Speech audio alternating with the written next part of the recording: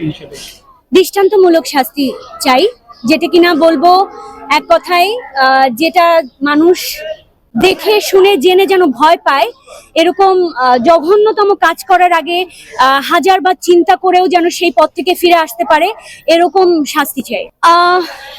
এটা আসলে খুবই মর্মান্তিক।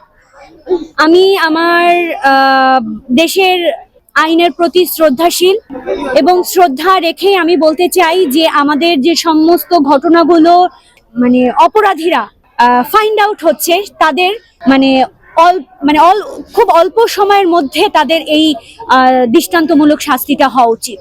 নামবো এবং এ ধরনের একটা মানবতার জায়গা থেকে আমরা শিল্পীরা একত্র হয়ে জানাতে চাই যে আমরাও তো মানুষ, দিন শেষে আমরা মানুষ, তারপরে আমাদের নারী, আমি, তারপরে হচ্ছে আমি কারোর বোন, মানে এইভাবে ক্যাটাগরি হবে, কিন্তু সবার আগে তো আমি একজন মানুষ। মাত্র দুদিন